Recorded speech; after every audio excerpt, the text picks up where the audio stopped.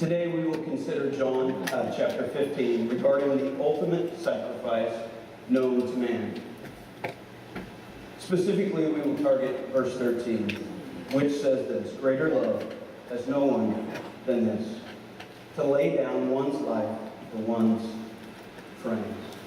Well, as a preacher, when you're preparing for a message, you have to come up with analogies and different things to help bring the message to the forefront so that we can, grasp the concepts that we're looking at. And so today, in preparation for this Sunday before Independence Day and, July 4th, I sought out our local war historian. You probably didn't know we had one, did you? We have a local war historian in this church, providing the main scripture to him and direction for this message. I asked him to provide a related account regarding our independence. Yes, he is a fair, long, bold name. Sir Tanner Flowers, right there. Come on up. Thank you for helping us today, sir. No problem. Well, in every war, there is a ton of sacrifice and a lot of unsung heroes that give their lives, and many we don't even get to hear about. But they are worthy of honor. So today, I'm wondering if you can remind us of the year and what was going on at the time of our independence. It was 1776, and the British Redcoats were, battling the American colonies for control in the American Revolution. July 4th, 1776, the Continental Congress approved the Declaration of Independence. So how long did this war go on? It went from 1775 to 1783. Oh, wow. So even though our independence was in 1776, the war was still going on. Yes. So when you were looking for an example of individuals paying the ultimate sacrifice for us, what did you find? I found something on a regiment, the 1st Maryland Regiment. Or more people, we call them the Maryland 400. So I suppose 400 men from Maryland who were fighting together in this war. Were these like trained military people like we have today, or are they more like civilians who were able-bodied and just participated? They were a civilian militia. These 400 volunteers went up against 2,000 redcoats in the Battle of Brooklyn Heights. Whoa, 2,000? Yes, indeed. Okay. On August 24th, 1776, the Continental Army is at Long Island, New York, under the command of George Washington. The head honcho. The head. He's been brutally beat by General Howe, one of England's finest generals, multiple times. And basically what happens is at Long Island, the British decide to attack from the rear. And Lord John Sterling, he leads the Maryland 400 into an old stone house. And from there on, the Maryland 400 hold up the British off for 3 charges. And on the 4th one, they retreat with 32 of the original 400. Wow, just 32. Yeah. Well, what happened as a result of their sacrifice? Well, with this, it let Washington, buy some more time so he could cross the Delaware and then get to Manhattan, where he could defeat Howe. Okay. So he was able to defeat him once he came over? Yes. Okay. Well, so you're saying 368 men gave their lives so that others, including you and I, could be free. Most certainly. Thank you for your insight. I'm glad to help. You're the man. Tanner Flowers. If you want to know about war history, he is your man.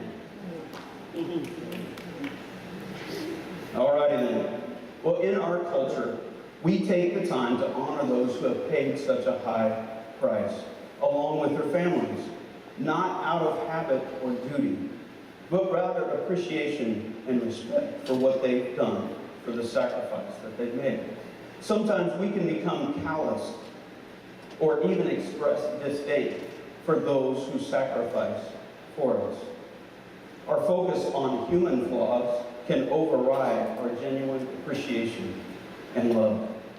Some can be apathetic and ignore the greatest act of love that we can know. Thankfully, historians, like that man over there, he's going to write a book someday, I think. These historians take the time to document these things so that we can understand what happened and appreciate the sacrifice of others. And it informs us for our lives and the future. To honor well in this life is to live well. As we consider the ultimate sacrifice today, we will do well to consider the things that we should honor and the things that bring honor. God followers, that's you people. Scripture commands that we must seek the Lord and honor Him above all else, everything else. Gaining understanding and then bearing spiritual fruit, which honors the Lord in this life. I love what it says in 2 Timothy 2:21. If you keep yourself pure, you will be a special utensil for honorable use. Think about the opposite of that. If you don't keep yourself pure, how can you be used? Honorable use. Your life will be clean, and you will be ready for the Master to use you in every good work.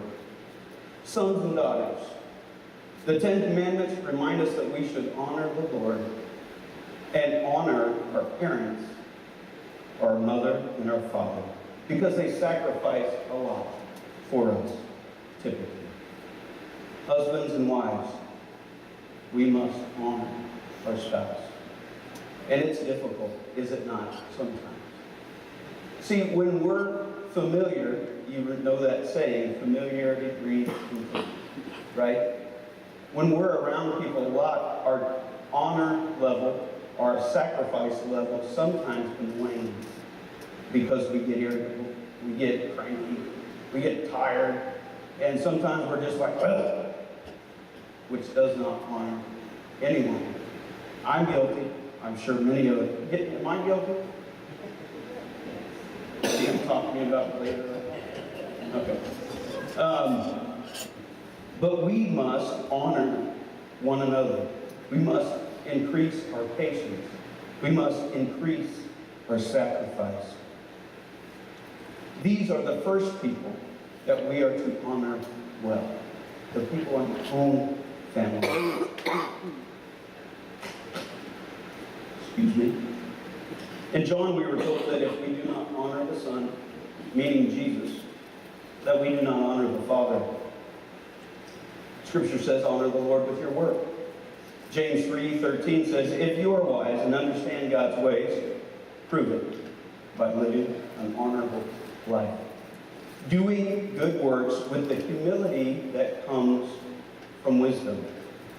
We are instructed to think of things that are honorable in Philippians 4.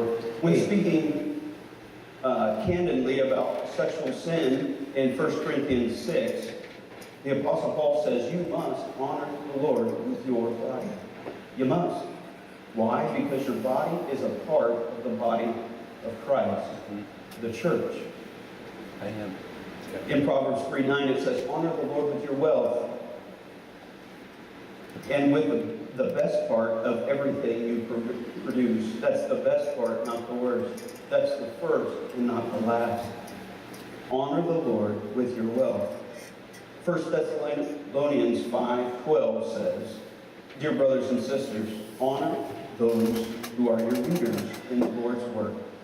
They work hard among you, and they sacrifice, giving you spiritual guidance. These are only a few examples in Scripture of how we are to honor in this life. You see, honor is the crown of sacrifice and a foundation stone for being Christian. If we do not honor well, we do not love well. The enemies of honor are pride, arrogance, selfishness, recklessness, words, actions, recklessness, abuse, dominance, seeking control, false teaching, racism, unfaithfulness, sexual immorality, and on and on. These are enemies of honor. Consistently honoring one another above ourselves is difficult. Our carnal human nature fights against it, yet it should be our goal. In addition, there are certainly ways in which we can sacrifice in a dishonorable way, in an ungodly way, and that certainly is not our standard. Godly honor is our goal. Godly honor illuminates proper context for sacrifice. Let me say that again. Godly honor illuminates proper context for sacrifice. Regarding sacrifice, Mother Teresa says this: a sacrifice, to be real, must cost. It must hurt. It must empty ourselves. Sacrifice is not typically comfortable. I notice there's no amens here. Sacrifice is not typically comfortable.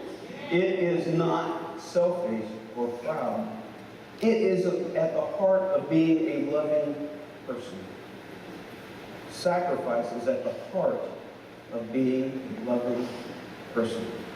When we refuse to sacrifice or lessen our sacrifice, it seems that we become less loving. We become cranky and cynical, jealous, cold. We retreat from others and pull inward.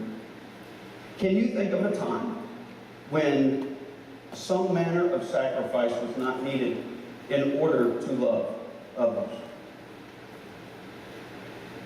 Oh, wait. I can either. Sacrifice is mandatory in loving others. We must sacrifice our time, our resources, our effort, and our personal desires in order to love. To sacrifice well in this life is to love well. Luke 9:23 through 27 says this: Then he, meaning Jesus, said to all of them, "Whoever wants to be my disciple must deny themselves and take up their cross daily and follow me. For whoever wants to save their life will lose it, but whoever loses their life for me will save it. What good," my favorite verse, here it is, "what good is it for someone to gain this whole world and forfeit their soul?" What a waste to forfeit their very self. "Whoever is ashamed of me," Jesus says, "and my words, the Son of Man will be ashamed of them. When he comes in his glory, and the glory of the Father, and the glory of the holy angels." In the Message, it says a portion of that scripture this way. It says, "Self-sacrifice is my way," meaning Jesus is talking. He said, it's my way, God's way, to finding yourself. You want to find yourself, you want to know who you really should be in this life, it starts with self-sacrifice. God's way. Your true self is what you will find. What good would it do to get everything you want and lose yourself? Lose you, the real you. But not just you, also the people around you. See, if we do not sacrifice well, we lose the people around us. We wear out our welcome. If we have all the money in the toys, for instance, and no one to share it with, what do we have? If I have no ability to give resources and time to God and to others because of self-focused living, is it time to reconsider my priorities? Philippians 1:27, Paul says this: "Above all You must live as citizens of heaven, conducting yourselves in a manner worthy of the good news about Christ. Then, whether, and again this is Paul talking to the Philippian church, he says, whether I come and I see you again, or only hear you, I will know that you are standing together with one spirit and one purpose, fighting together for the faith, which is the good news. Operating in one spirit and one purpose does not occur without sacrifice and honor. It doesn't happen. When we focus on the common goal, it is easy to sacrifice. When we lose sight of it, we get caught up fussing and complaining, rejecting and leaving. It is here where honor eludes us. Colossians 3:13 through 15 said, ooh, this is going to hurt. I'm just telling you right now. I didn't write it. Jesus wrote it. God wrote it. Make allowance for each other's faults. Really, Lord?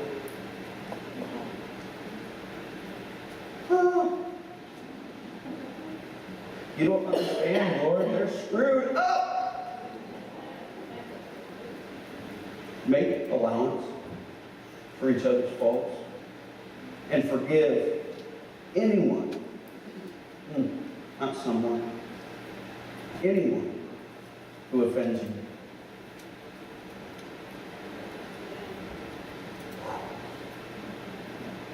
Get off my toes, Lord.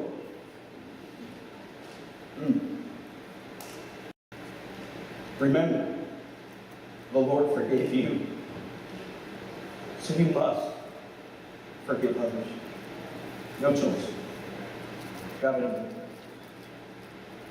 Above all, clothe yourself in love, which binds us all together in perfect harmony. And let the peace that comes from Christ rule in your hearts. For as members of one body, you are called to live in peace and to always be thankful. When we sacrifice our rights to be offended by forgiving and graciously making allowance for the faults of others, we contribute to the peace and harmony that God desires for his people. Likewise, Romans 12:9-11 say, love must be sincere. Hate what is evil, cling to what is good. Be devoted to one another in love. Honor one another above yourselves. Love is sincere when sacrifice is seen and felt. Love is sincere where there is faithful devotion. Love is sincere when the preferences of others, or our preferences, are less important than the needs of others. We can say that we are loving. We can think that we are loving. However, if those around us do not sense it, we are deceived. Bottom line. Honor one another above yourselves. It must be sincere and it must be evident. If you've hung on with me since the beginning, you may have thought I got lost. Yes, phrasing like the ultimate sacrifice certainly represents what it means to lay down your life for someone else in a physical way, like the Maryland 400. And that's an honorable sacrifice. Yet the more I contemplated this subject and the whole teaching of Scripture, it seems to me there ought to be a continuous glimpse of sacrifice reflected in our lives in how we serve and love one another. More than that, a heavy dose of honor is needed. 1 John 3:16, not John 3:16, but honestly the concepts are pretty darn close. 1 John 3:16 says, "This is how we know what love is. Jesus Christ laid down his life for us. You know, you want to know what God thinks about love and where it starts? It's right there. Jesus Christ laid down his life for us. And we ought to lay down our lives for our brothers and sisters. It goes on to say. In the church, we rightly emphasize that God becomes flesh. He lives a life among us. He is humble in every way, as a baby, as a child, as a carpenter, as, our example, as a servant even. He humbles himself in every way. As if that were not enough, he continues by dying on the cross for our sin, taking our place, which we all know. His death for our sin is astounding. It's unthinkable. And it's very precious. He did what we would not choose to do if we were in his place. I mean, think about it. Is that if you were the God of the universe, would that be your first choice? I don't think it'd be mine. We know what godly love is because Jesus set the standard. Love is not a human character design, but rather godly character to be instilled into us. In our culture, we rightly emphasize and the extreme sacrifices of those willing to lay down their lives for us. And we do this out of respect and time and traditions that we have. Verse 16 says, we are to lay down our lives for our brothers and sisters, and we see that in these sacrifices. Though we cannot remove the sin of another, and we cannot demonstrate our love and devotion to others always by being in the battle in their place, we can sacrifice and honor one another along the way. The ultimate sacrifice is more than a martyr's death. Perhaps our ultimate sacrifice begins at salvation, relationship with others, marriage, starting a family. God's light begins to shine in and through us when we honor his sacrifice and bow in humility, asking his forgiveness and direction. Thus, we begin to be givers instead of takers. We notice the needs around us and we look for ways to make a difference. We see hurting people and we love them through it. We volunteer our time, our talent, our treasure for the good of all. Verse 17 goes on to say, if anyone has material possessions and sees his brother or sister in need but has no pity on him, how can the love of God be in them? Another ouch. Laying down our lives for God and for one another is a lifestyle. More than that, it is being fully Christian. Humbly, respectfully, in harmony, remembering the common goal. And verse 18 concludes the matter with this. Dear children, let us not love with words and speech, love you,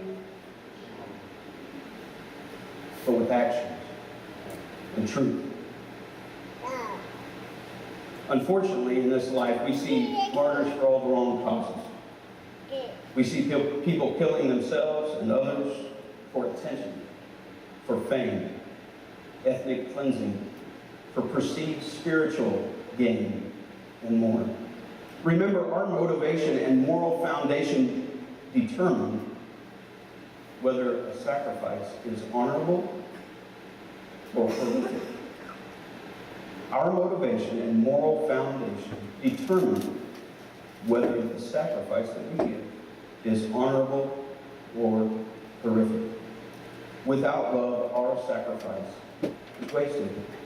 Think about 1 Corinthians 13.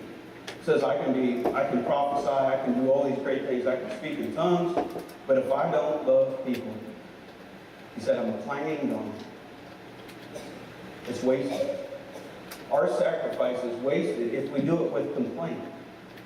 See what I did for you? Yeah, I didn't have to. It's wasted. It's to be done in love. Not begrudgingly, not out of duty. No. If I do not properly honor my family through a life of sacrifice, I fall short of loving as Christ loves me. If I do not honor the Lord by sacrificing for others, as the Lord leads in ministry and work, I fail to bring light and hope and joy and peace to those around me. It seems to me the ultimate sacrifice is easy as a one-time offering. A one-time loss. Why?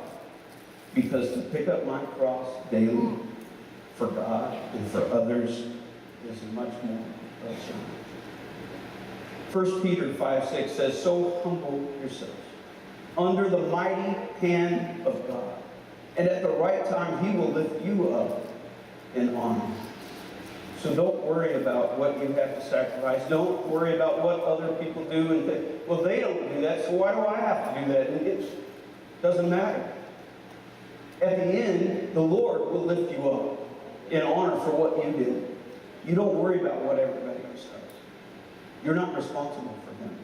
You're responsible for you. I'm responsible for me. As we said in the beginning, we can take time to honor, but we do not do this, out of habit or duty, but rather appreciation and respect. Sometimes we can become calloused towards those around us, those who even sacrifice for us. And our focus on human flaws, the flaws of those around us, can override our genuine appreciation for the people that we are to love. Scripture says, make allowance, forgive, be devoted to one another in love. Do everything without complaining or arguing. Honor one another above yourselves. By the way, love must be sincere. We participate in God's saving work in this world as we pick up our cross and follow Him, as we lovingly sacrifice. The praise team's going to come at this time. Sean and I went short last week, so I was thinking I had extra time. But I thought I'd be nice to you.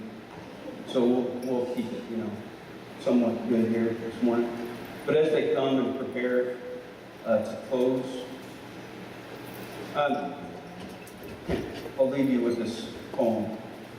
As you know, and have probably felt, sometimes God's kind of hard on us. He just tells it like it is. And we just have to stand there and take it. But if we're smart, we'll respond to it in a positive way. So I'll leave you with this. A glimpse we have of God's love for us is seen on this earth upon inspection. It is captured in a mother's love and a loving father's protection. Going the extra mile, refusing to leave a friend. The life given up for the good of all in the end. Yes, these shine brighter, the more sacrifice seen. A life of light and love, aglow and gleam. The ultimate sacrifice is more than a martyr's death.